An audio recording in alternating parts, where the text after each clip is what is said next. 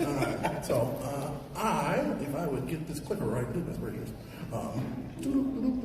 Hey, I'm RayApollo. I work as a community marketing manager here at Twitch. I manage all of the creator camp, so thank you all for being here and attending these. I really appreciate it. But you're not here to talk with me today. You're here to talk with these two wonderful gentlemen. This is going to be sort of a conversation with all of you. So if you have questions, I want you to use those two microphones. If you need assistance, please let us know so we can assist you in getting to that microphone. And I'm just kind of turn it over to these two and let them introduce themselves. So I'm going to start with you, Mike. Please introduce yourself. Hey everyone, I am Mike Minton. I lead the teams at Twitch that are focused on helping you make money. I've been doing that for about 7 years now. It's been a great journey, been a lot of fun, but we're focused on growing bits, subscriptions, gifting, ads, and bringing you more sponsorship opportunities. So happy to answer any questions about those areas. Very good. Jeremy, please. And hello everyone, my name is Jeremy Forrester. I've also been at Twitch about 7 years. My team is responsible for the other half of stuff, which is basically all of the non-monetary products. So think about all of the products in your creator dashboards, the stream manager, your analytics, think about chat, channel points, predictions, all of the tools that allow you to interact with viewers while you're live, as well as what we call discovery, which is just how viewers get to your content. So following the homepage, search, all things my team are responsible for. Excellent. Well, thank you both for introducing yourselves, and thank you for being here too. I appreciate it.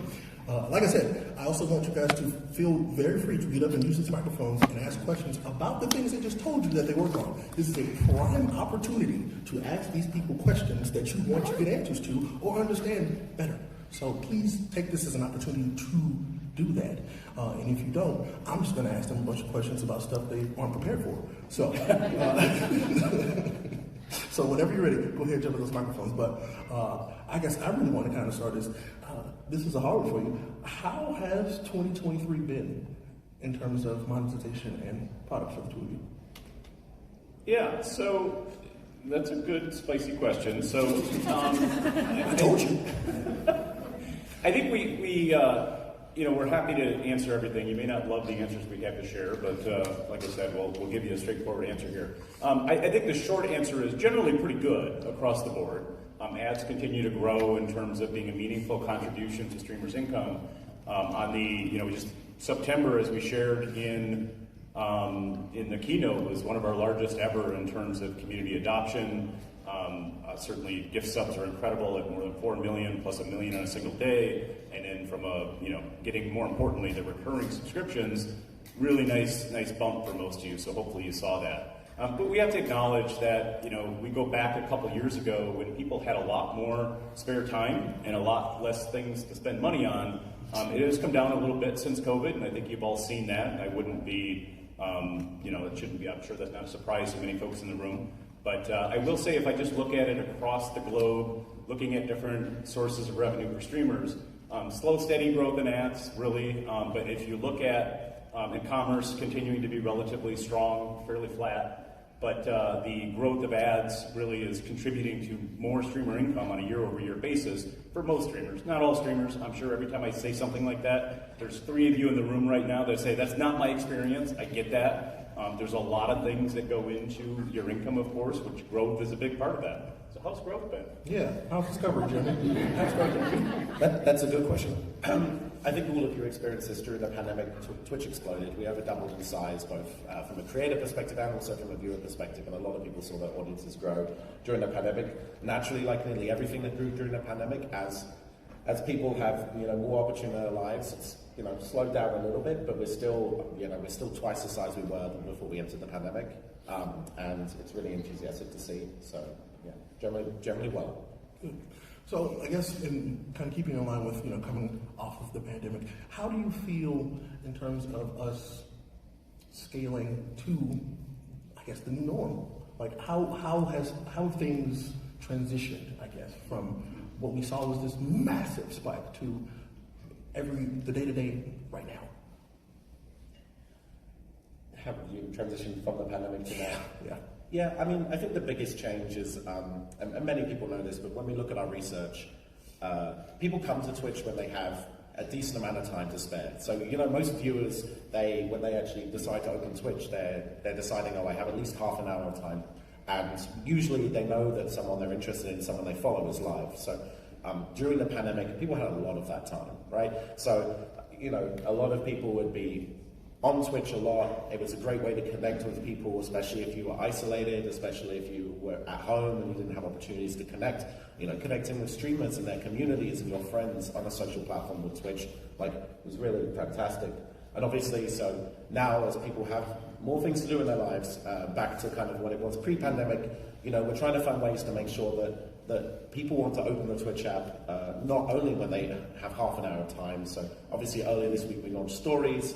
Stories is directly tackled, an attempt to tackle that, which is allowing you to post short form content to your communities, and then that gives them a reason to come back to Twitch, even if they have 5 minutes of time, even if they have a minute to spare, there's something for them to go and look at. And the goal is also, not just from our perspective, but from your perspective, to keep you top of mind. So, the next time you go live, they've seen some of your stories in the interim, and they're thinking, okay, I remember that. I remember that stream. I'm going to go in and check out what they're doing. Similarly, the feed is something we spoke about in the keynote, which is right now still an experiment, but again, allowing people to scroll through live streams or a feed of clips. Again, it's hoping to get people to open the app, for shorter sessions, which we think will help grow your live streaming communities. Excellent. Well, it looks like we have our first two questions. Congratulations, you did it. All right, so we're going to start here. Hi. What aspects of streaming would you tell smaller creators to focus on if they're trying to increase their monetization? As it relates to monetization specifically? Yes. Really consistency is the first for anything on Twitch. It comes down to being consistent in terms of what you're doing, but in terms of getting your audience, that know what time you're going to be there, showing up, etc. But from a monetization perspective, it's what we've focused a lot on in the last couple of years is making it a lot easier to set up your monetization products, right? You make affiliate, get your first emote in there, get your sub emotes going. We built the digital asset manager, is what we called it internally. I don't know exactly how we talked about it, but it was really about making it easier to upload, manage your emotes, switch them out for different holidays, keeping that community language fresh as you start building that community into larger and larger as you go. And then alerts, really, really important, right? We've spent a lot of time building alerts that work on Twitch, trying to make them unique, different, help you make more money, like we shared in the keynote today. Good success with things like a hype train alert, letting your community know what's going on, maybe using celebrations. So I think if you get your emotes uploaded so your community can start engaging, and then get your alerts set up, you'll be in pretty good shape in terms of a smaller streamer that's aspiring to grow. Okay, thank you. So, Mike, just to kind of clarify, consistency and engagement is what we're looking at for a small streamer to start focusing on monetization. Absolutely. Okay. All right. Yes, sir. Thank you. I'm Voodoo Spice. I'm the sixth Spice Girl that didn't make the cut. Thank you. First off, thanks for making the higher tier subs worth more points towards Partner Plus, because that's the only way that a small channel like mine is going to make it. But hype trains are huge support events on my channel. Yep. Got a lot of viewers that are really looking forward to some new emotes. Yeah. So I really expressing that I want that. I'd like to hear if that's coming. I also want to know if other people's experience. I'm glad that Twitch got their own alerts, so I don't have to go through Streamlabs, but I'm finding them to be very buggy. Okay. So is Twitch aware of that, or am I the only one that's having problems with that? I can't speak to specifically which bugs we're aware of. I will say that we have product managers here and we have sessions, so please go visit, talk to those folks directly. There's Kiara over here. Raise your hand, Kiara. She's happy to take specific issues in terms of cataloging those because she works with the product team closely. But your point on your question on hype train rewards, I will say sometimes I get the opportunity to have these sessions where I can say things publicly that my team then has to do. And so in the short term, as we talked about, we're going to do rewards that'll be holiday themed, and that would include holiday themed emotes for Hype Train, which we think will be really amazing in the context of that bigger promotion. And then ultimately what I really want to get to is just giving creators the ability to have custom Hype Train rewards for their channel. Right, because that's what will have the most meaning. We can put out a new stream of emotes every day, but they will have less meaning for the community than emotes that are very relevant for you and your channel. I can't commit to you a date today as to when to do that, but or when we'll have that, but I really want to get to giving you control of your hype train emotes if you want them. We'll still provide reasonable options because I get it, you have a lot to do. Talking to your artists, get another set of emotes when you feel like you do that all the time. There's always that balance. So making sure it's an option if you want it, but still having it work if you don't want to take that option. And by the way, quick note, for folks who were like, oh yeah, I had something I wanted to say, but then forgot, user voice. Please use user voice because the folks that Mike tells to do stuff, they see those. And so please use user voice when you have those moments where you're like, this doesn't work the way I think it should be working, but you want to actually give feedback on it. User voice is the place to do that. So just my first plug for user voice today. Gotcha. We're gonna go right here. Do you mind elaborating on how the discovery page works, but specifically how smaller content creators can boost their chances of getting on the discovery page and getting newer viewers? Yeah, I can talk a little bit about that. The Discover page, or the home page of the website, we basically have two different sections, and now I'll talk about them separately. The first is what we call the homepage carousel, which is that section at the top that autoplays. Many people in this room are familiar with it. Generally, that's reserved for select promotions when we're running things like Black History Month, or when we're running specific campaigns. We choose people to put in the carousel around those events. My piece of advice there in terms of eligibility is make sure you go and fill out the streamer community survey, I believe we called it in the end, which allows you to tell us your demographics, so that when we're looking for people to feature in Accessibility Awareness Month or whatever it may be, you're eligible. And then beyond that, the stuff underneath that is what we call them shelves. It's basically we have a bunch of different content on the homepage that's categorized in a bunch of different areas. My recommendation of being featured there, it's mostly, I don't have great advice because it's almost entirely powered by our recommendations engine. So it's very tailored to the individuals who are coming to that page. They see, streams that are relevant for them.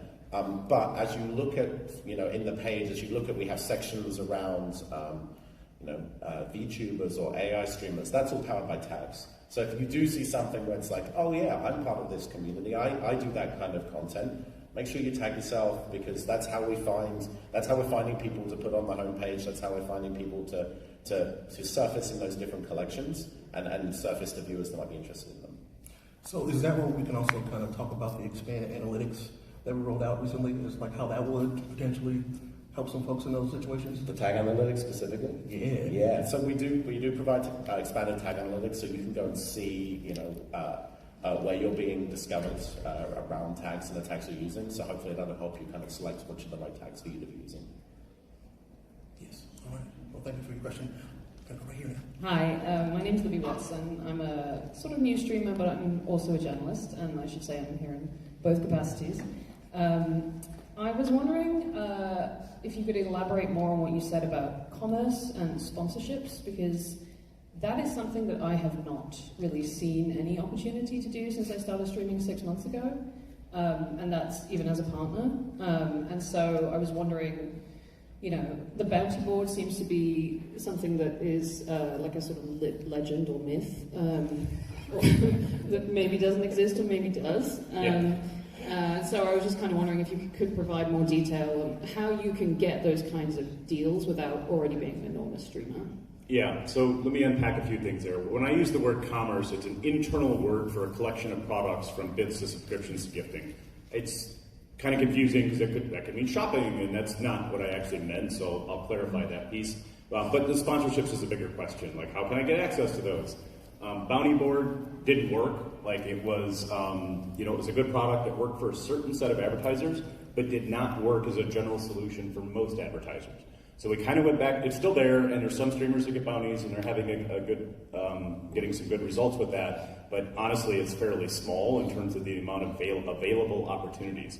So we kind of stepped back and said, if we focus on, there's two sides of this marketplace, right? The streamers that want to cash the checks, and the brands that want to write the checks. So we focused a lot on what do brands need to spend more money on Twitch with streamers, and that comes down to really three key components, which is increasing the reach of the sponsorship activation, increasing the impact, meaning what is it driving in terms of number of views, consideration. Do I want to engage with this brand or not? And then the last one being effectiveness, which in many cases ultimately means, did I drive product sales of some kind? And in that effort, you've seen a few things from us over this year. It hasn't been a lot, I'll be honest about it, but it is really starting with larger streamers, which I know if you're a smaller streamer, it's very frustrating, but we are looking at how do we create value with things like channel skins, sponsored subs. We've done host-read ads, which are basically talking points that come from a brand. We had a great campaign with Taco Bell that kind of brought all these things together in terms of the streamer had basically a short script to do things like order some tacos on stream. Community went wild. Taco Bell was really happy with that. So we're very focused on trying to productize these things in a way that then allows smaller streamers access to those opportunities. So at the phase we're at right now, it's very much hand managed in terms of who's participating. We have people going back and forth between the brands and the streamers, and honestly, that stuff doesn't scale in terms of being able to offer it to thousands of streamers. I expect in 24, so this is getting to the end of 2023 here, you'll start seeing an uptick as we productize the underlying, productize just as a fancy word for taking the people out of the equation so that more brands can participate and more streamers can have access to those opportunities. I think, and this is I don't know if we know the answer yet, it likely will still live within the Bounty Board interface. It may get a refresh and some rebranding, but it still will have that type of, here's the opportunities that are available to me, and then you can optionally decide which ones you want to participate in. Thanks. Thank you. All right, we're going to go here now. Hi there, I'm April Anonymous, and I have a question about the new Stories feature. What's the plan to differentiate the Stories feature from current Stories features already available on Instagram, TikTok, all the other places, and how is that going to tie into monetization?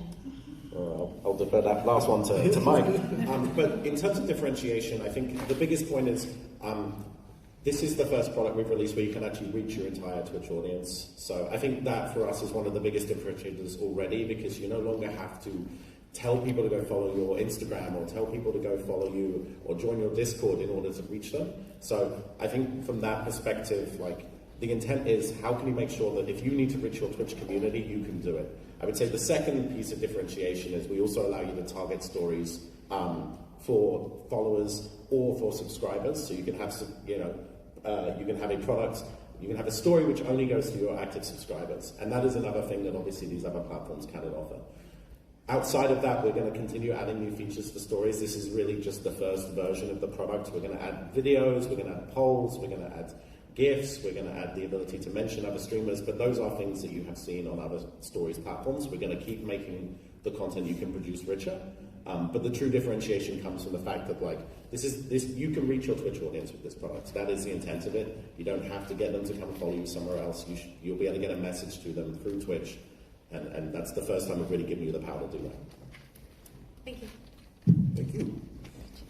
All right. Well, Mike, did you want to tackle the last part of that question? Yeah, I can just, I don't have a lot to say, honestly, but subscriber-only stories are really powerful, I think, in terms of ways to create an opportunity to engage with your most engaged community members, subscribers, differentiating that between tier 1, tier 2, 3 subs eventually. We have some ideas on interactions, ways that you can react to a story that may include everyone's favorite bits, but early days in terms of anything specific there.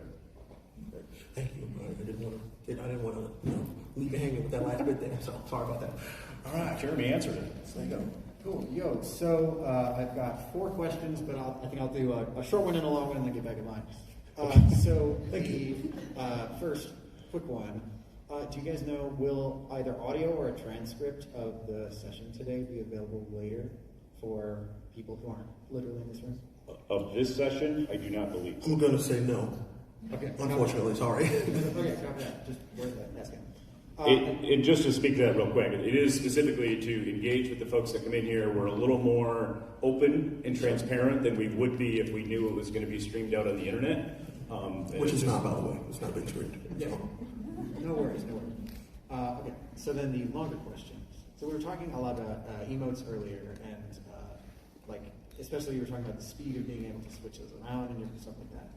I'm Dex Mirage.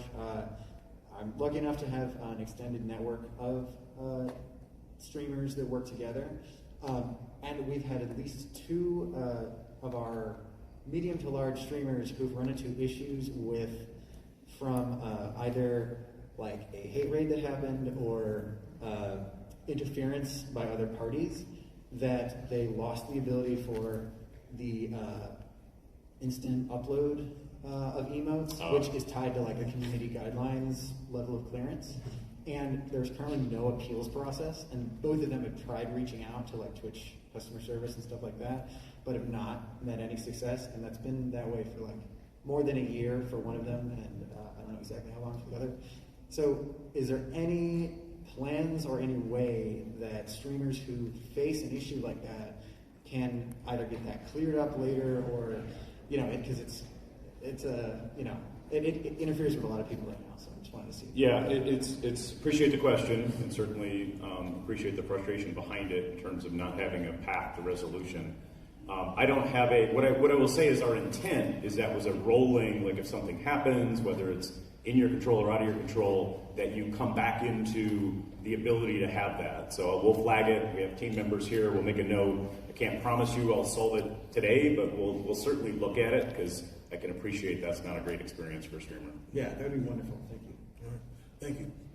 All right. 2 things. So I've had that exact same issue, and it's been about 2.5 years. Yeah. And, like, I can't even do follower emotes because of that.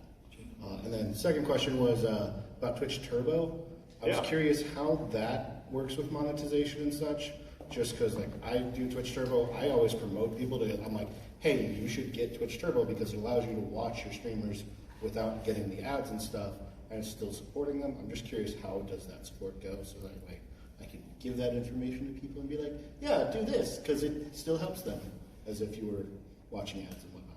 Yeah, I think Turbo, one of our oldest products, amazingly, and people still, we've made a lot of work, or did a lot this year to make it more visible, make it more of a product that the community knows about. The thing that I heard from streamers last year I thought was really interesting is, like, if you have a viewer that just does not want to view ads, but ads are an important part of your monetization strategy, like a channel sub's a good answer, but a great answer can be go get Turbo, because they'll still get the ad revenue, right? Because we share the revenue that we earn on the ads out to the streamers for the based on an estimate of how many ads you would have had in your channel, okay? And we broke it out in the dashboard. That was the other thing. Many streamers didn't know how much Turbo was contributing to the revenue. So if you look at your dashboard now, I think it's about a month or so ago, we actually broke out Turbo from ad revenue so that you could understand the contribution from viewers that are getting ad-free as a result of having Turbo. All right, thank you. All right, here. Hi. Sorry, one more thing on Turbo. We recognize that streamers sometimes see Turbo as like a competitor to channel subs. We've done a ton of research on this, and it just does not prove to be true. And the reality is that many Turbo subscribers are also our most highest supporting engaged members. That's me. I love my Turbo and I love my channel subs. They watch more channels, they sub to more channels, they cheer in more channels. So I just want to take the opportunity at the end of your question there to disabuse the idea that somehow Turbo is causing you to lose channel subs, because the data does not support that. Hi. So I had a question about the clip editor and how we can basically change it to a vertical format. Is there going to be any future customization for that? Maybe the ability to edit the clips a little bit more in on your phone, while you're on the go, and then maybe also uploading that to the stories rather than right now having uploading the clips and having them in the big format. And it's a little hard to see, especially if it's like a small little thing that happens in the clip. Thank you for the question. Great topic. There's lots of work going on there. So over the next couple of months or quarters, you're going to see a lot of changes. On the clip editor side, some really small stuff we're doing, and this is obviously the clip editor, for people who don't know, it allows you to take your existing clips, edit them into kind of a portrait mobile phone orientation, and then share it out, or download it to share it out to platforms like TikTok or Instagram. On that side, we're going to allow channel editors to access it. We're going to allow you to further trim clips down. So if the original clip is 30 seconds, but the moment you want is only 5, you'll be able to trim it down further. We're going to allow people to change the aspect ratios of the boxes, because not everyone's camera, their face cam isn't the same size or shape. So those are some really basic things, but the intent is to bring it to mobile as well, so you'll be able to edit clips on your mobile phone. We want to bring those clips that you've already edited, we're bringing those to the feeds, and then we will next year incorporate those so you can put them in stories as well, so you can have a better experience. And then we do want to bring more editing tools. So ideally, we want to give people the same kind of rich tools we built for stories, but also be able to put them on top of clips, which they can then go and share to other platforms. So there's a lot of work going on in the clip editing space. We think it's a really valuable thing, both for us, for stories, for the feed, but also to put onto other platforms to help you find new viewers, to help you engage with your viewers when they're on, they're on a TikTok and they see your content again. We think it's incredibly valuable, so we're going to keep investing in that. Okay, thank you. Thank you. Hi, King Badger 2. My main question is, when it comes to monetization within Twitch, how greatly does it affect the algorithm with you being promoted into it? Is it kind of directly affected to where the more you're getting monetized, the more it's promoting you out? Hence, it kind of rolls with that. Or is it kind of a separate thing when it comes to like trying to get discovered? Because what everyone's here is for is trying to get discovered, trying to get more monetization, because the more you're discovered, the more you get monetized, so on, so on. So I just kind of wanted to ask how closely related they are. I'll answer this question. From a systems perspective, they're unrelated. We don't use any monetization data in our recommendation algorithms. We primarily look at kind of what your viewers watch, what else they watch, and we kind of look for viewers who look like your viewers and they watch similar content to what your viewers watch but don't watch you. That's roughly how we kind of primarily go about making recommendations. So it's really about,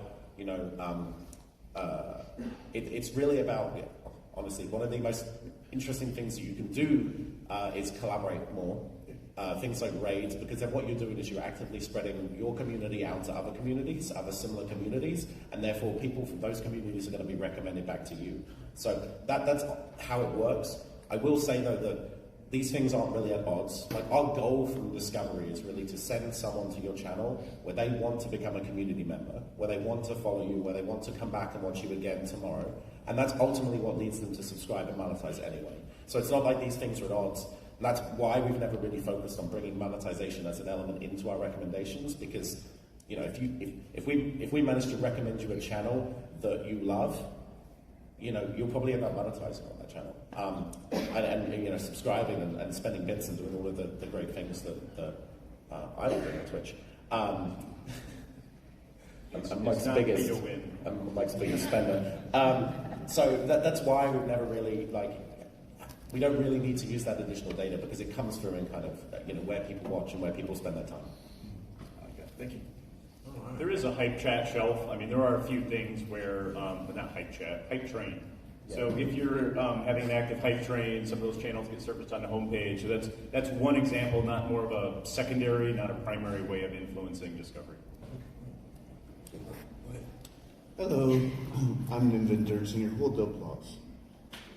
Thank you. That was very nice of you guys. So I'm in this weird position. My dad used to be a global blues rock musician. He retired, and now I kind of am the profiter of that. But trying to hawk CDs on stream is kind of hard. Is there any plans in the future for people who produce music, art, or maybe just want to do merch through you guys instead of using a third party? So that way it just be more streamlined?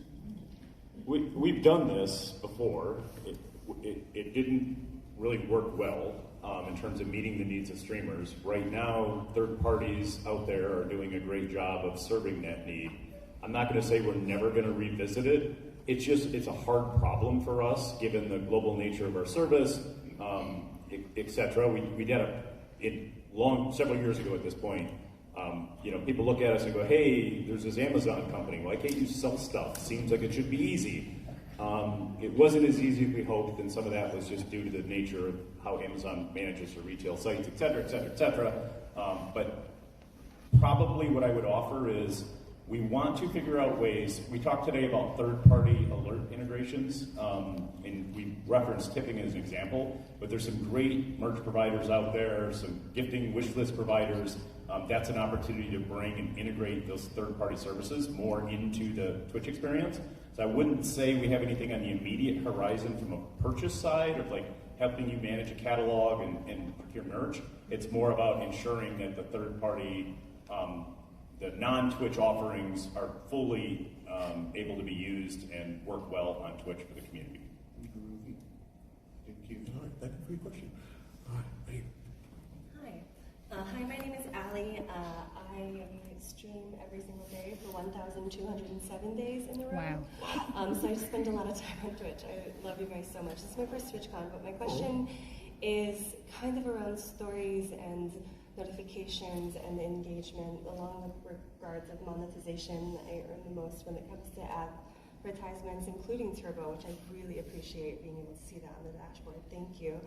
I also do see some of the bounty board stuff, but it seems a bit different. I feel like a bit small of a streamer, but I'm struggling with passing the 30 average viewer. I feel like a lurker, so I tend to attract lurkers, and then when it gets busy, so I think I'll get back in line for the question, but, and I do get nervous, I'm so sorry. Basically, my question is,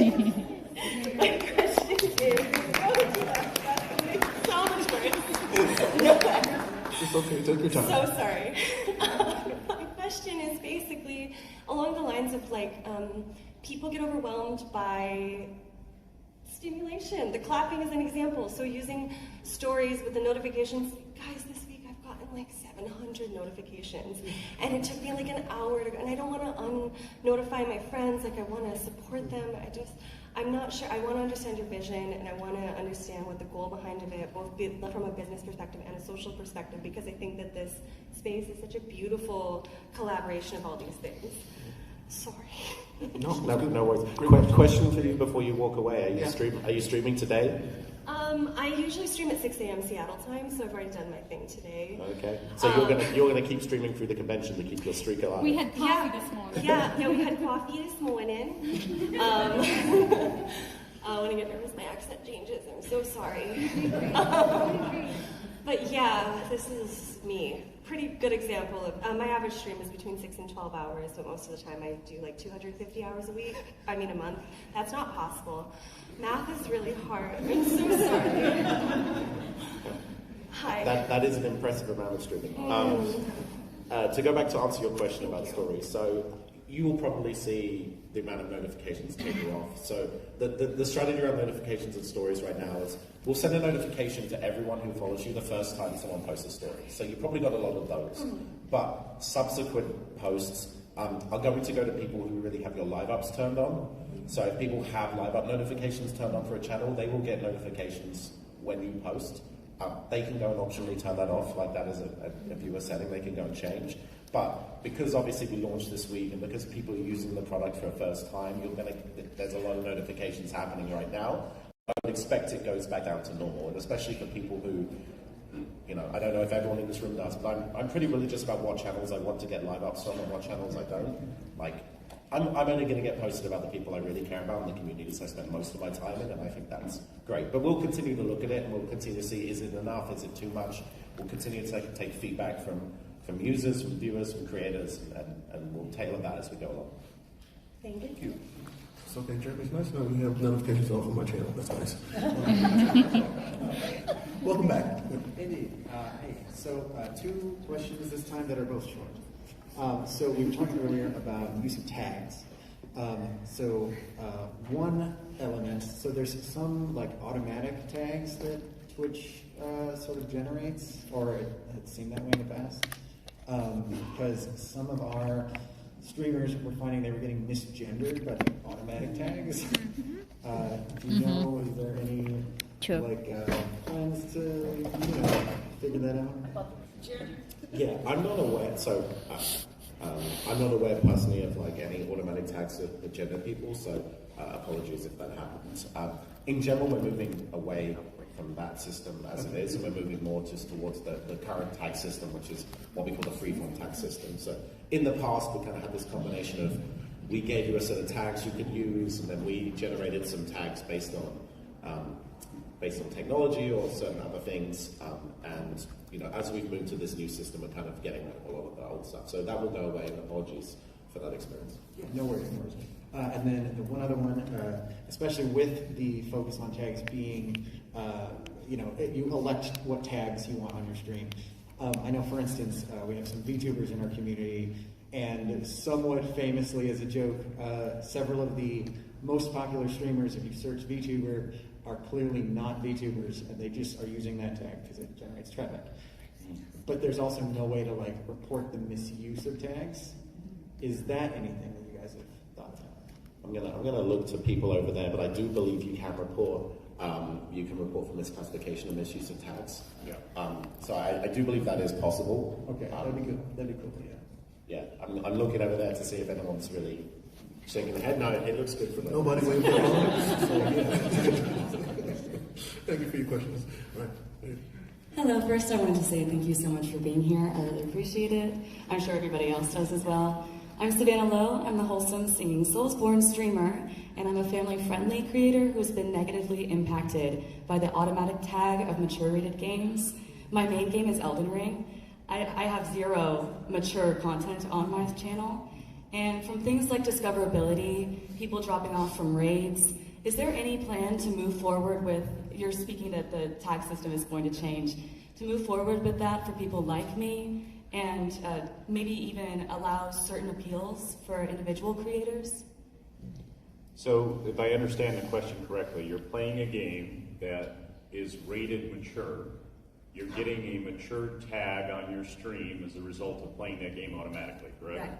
And you're asking, can we change that? Or what was the actual follow-up? Right. The mature game tag, I believe, is really harmful for people that are trying to, that don't make mature content.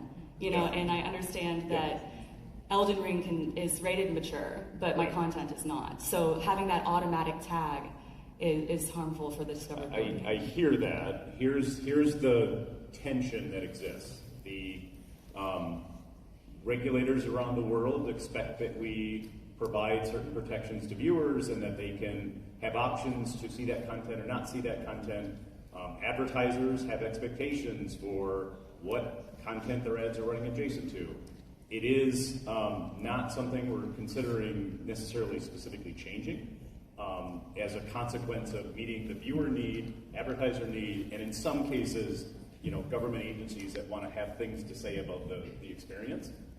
So I guess short answer, not really. Now, the mitigating the impact is something we want to make sure that we're being, whether that's an education issue, we're not doing anything in discovery to derank. There may be some experiences where people have to click through and acknowledge that they want to see that content, but we're not burying it in any way in terms of inhibiting your ability to grow and engage with your community. Yeah, I wanted to double click on that, just reinforce that, which is mature games are a part of Twitch. We've had mature games on the platform for a long time. Apart from that, the interstitial that people have to click through to acknowledge, which is one time for most people, there's really no other changes to discovery for playing mature games. So from that, there shouldn't be that much of an impact from a growth perspective, but I hear your frustration that you position yourself as a family-friendly streamer, but then when people come to the channel, it's like, oh, this is a mature stream, and I get there's a juxtaposition there that makes you unhappy. But as Mike said, a lot of this is there are regulators around the world who expect this from us, and we're there to be compliant. Awesome. I have one quick question about integration with Amazon affiliates. Are you all working on an extension for that to have in your Twitch channel? Yes-ish. Very committed. And let me say more. As part of the sponsorship workstream specifically, we are working on ways where product sales, using your associate's link or affiliate, whichever one it is, into Amazon are more visible. The product offers can be there.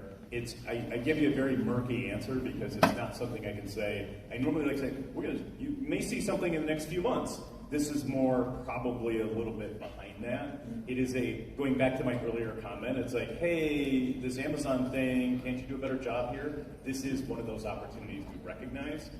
It's just not the highest thing on the list right now, so it's a little bit down the road. Understood. Thank you so much for answering my questions. Thank you for your questions. All right. Hi.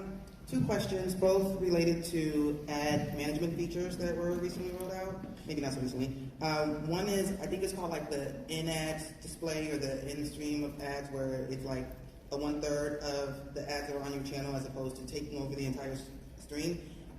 Is that going to become like 100%, or are you going to give us control over that, or do you see any type of effectiveness and retention of using one versus the other? That's the first question.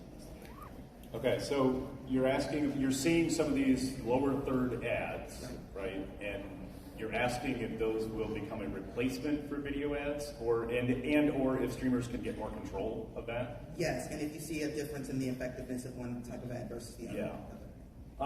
There is certainly a difference between a video ad that takes over your screen and gets your complete attention versus the one that goes underneath. So there is very much a large difference in the amount of earnings per ad unit.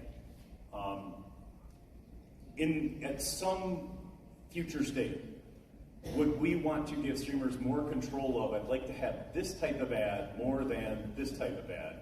Yes, I think that is, I've said it before, make ads more lucrative, give you more control, and be less interrupted. And so consistent with those things that we've been communicating for actually a few years now, we would like to extend that. Now, the reality is right now, we don't have enough of the lower third ads to really make that a meaningful option. We're working very consistently with our Amazon ads partners in terms of ensuring that advertisers understand the value that those ads bring, that they're measurable, they're targetable, and all those things. So it's not a immediate thing that we're going to roll out, but I think the community's been quite clear. We'd like to see more of those ads and less of the other ads. Especially, now I want to make a distinction here, because when we talk about where ads make sense, I've been quite clear that it's typically partner size and above where ads become a really reliable source of income. For a smaller streamer, the scale isn't there to make ads as meaningful as subscriptions, gifting, etc. And I think when you look at smaller streamers, that's where that type of trade-off could be, happy to have a lower third ad as a replacement, right? Because it's more appropriate for that size of channel. But for many streamers, this is something I've heard a lot recently, is, ads are really now a third of my income. They're, 20% of my income. And really starting to really change streamers' perception of how valuable ads are, which then results in their community being more accepting of ads. All that being said, I recognize and hear the ask for more control of those trade-offs between interruptive and less interruptive. Thank you. Second question, I think the feature's still in beta, so I don't remember what it's called, but it's where you see the notification in your chat that an ad is coming. Yeah. That's been a little bit buggy for me, and I don't know if that's a product manager question, but can you talk a little bit about the development of that feature and what more is coming, and is it still in beta or is it generally available? Yeah, Victor actually, raise your hand, Victor. Victor is PM. He actually, for Turbo questions, Victor can answer those too. What I'll say is we are very actively, we actually, in the keynote today, we talked about giving moderators visibility of the countdown timer, and ad break is coming, giving them the ability to snooze. At some level, I'd like to even give that down to potentially the viewer level, because if it's a bad time for an ad for one person, it's probably bad time for an ad for many people.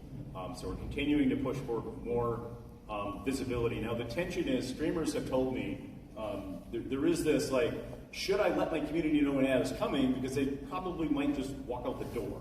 And so we're also trying to mitigate this concern and giving that control to the streamer to decide, do I want my community to know an ad break is coming, or do I want to limit that to my moderators, editors, or even myself, so that it's not a trigger for people to leave? So it's something we're working on, but no immediate answer to how far we'll take that down. Just I want to leave you with it's going to be different per community as to who wants to do that. All right. So hey, just want to give you a heads up. We've got about 15 minutes left. I think it's Jared's So turn. if you have, Mike's like I'm tired. So if you have multiple questions, just try to keep it to one so everybody can get their questions asked, please. All right. So we'll try to answer more, Chris. Yeah. We'll see. Go ahead. Okay. My name's Aiden. On Twitch, I'm Big Bad Beaver.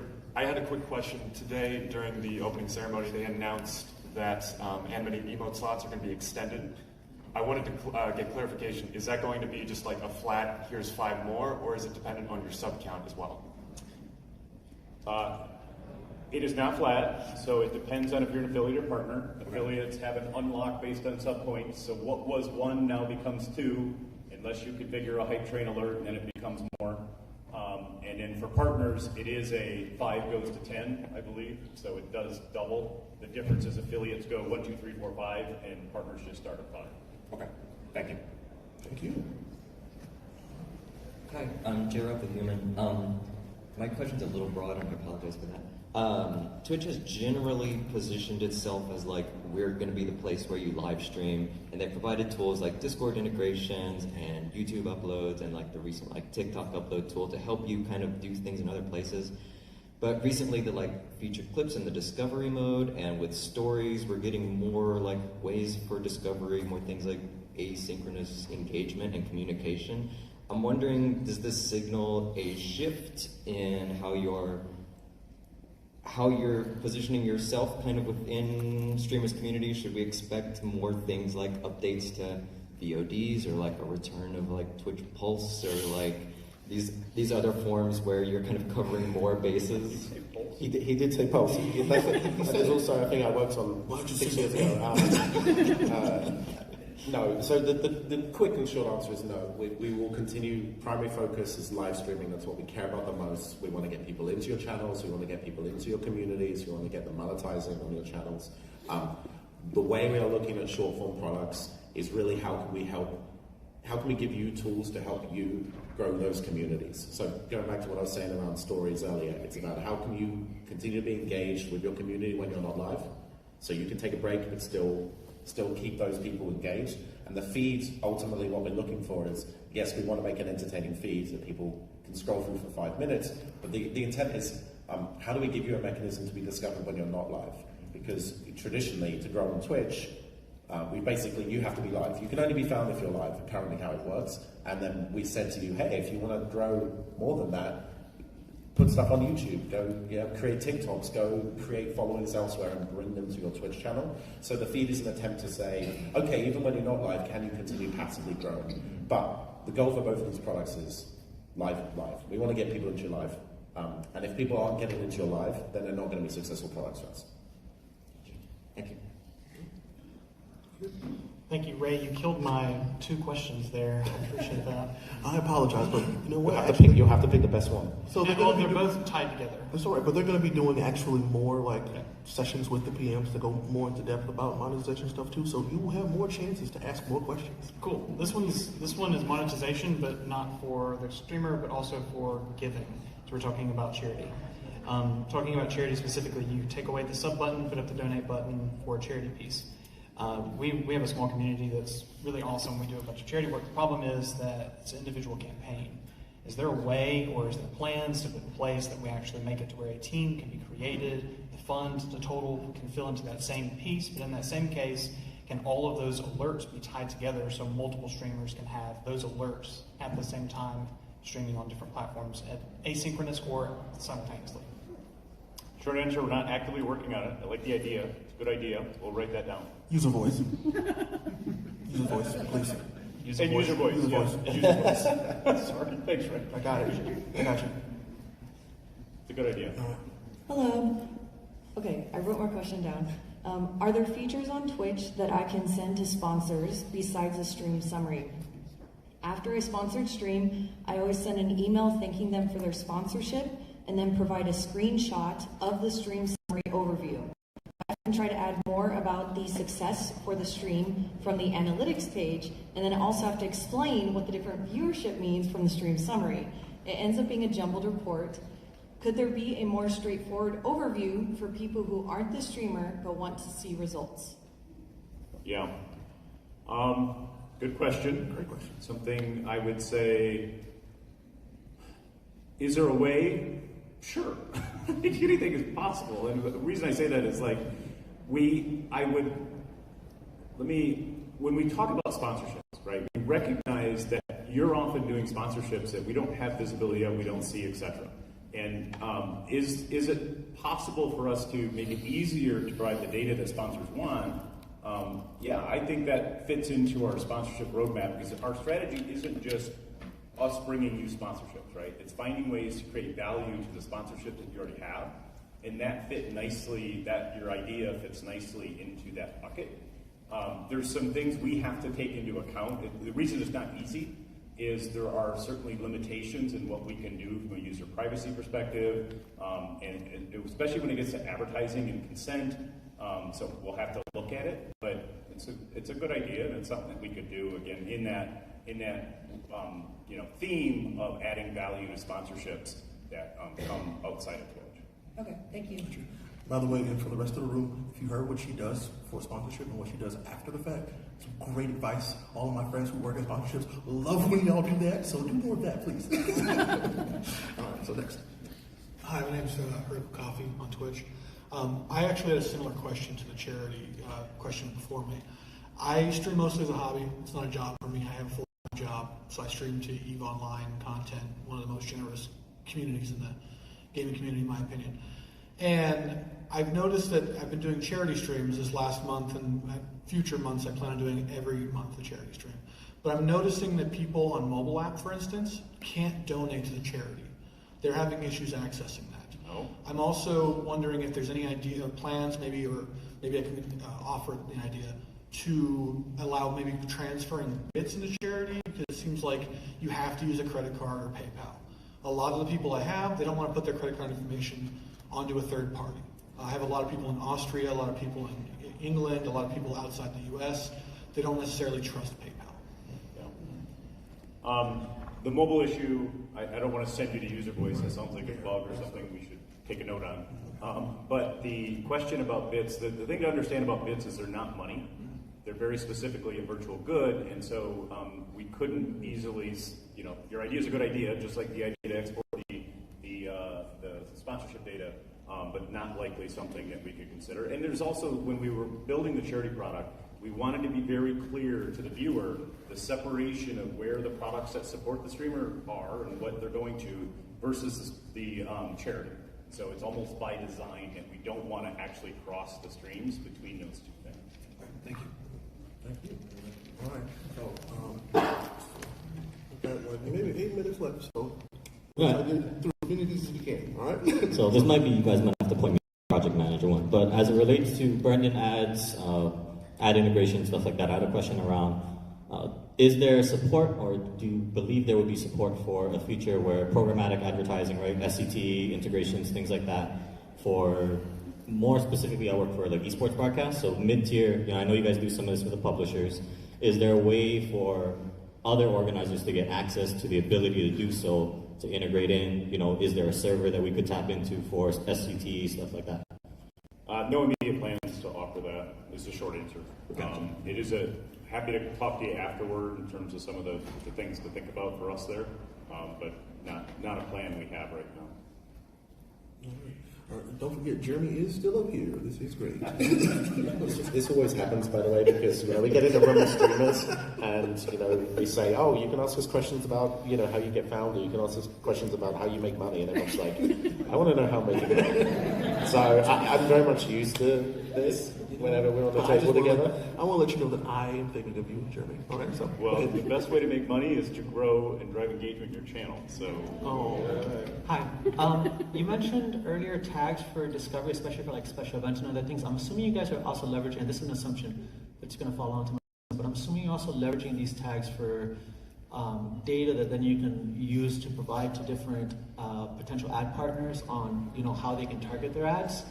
And so I was wondering if there's a plan to expand the tag feature to add some kind of either the ability to schedule it with your schedule, like there's a scheduling feature and other things. And so like a lot of times for variety streamers who stream different games or different types of content, it becomes very tedious to constantly have to be updating these ads. And so we'll put a couple blanket ads, but if you had something that automated it either with the game or with our schedule, it would give you guys more visibility to then be able to do targeted ads and to sell that to potential ad partners, but also allow us to monetize better because you can more easily target those ads to the different communities where the advertiser is trying to target a demographic or, you know, something along those lines, right? You know, like as an example, right? Like I build an airplane 1 day a week, I play Switch games a different day, right? So, you know, it's a very different ad market for one versus the other, but it's something where you guys could leverage that information that you already have from the tags, you know, and it'll help bring in more ad partners, right? If it's more accurate and you had more visibility in that, but part of that is having the accuracy, right? Yeah, let me take this a couple directions. So I want to connect it back to the request for data for sponsorships, because I think this fits into that, like, can I share my history of my streaming and the tags I'm using to sponsors, right? It's to learn more about you, the type of activations that may work in your channel.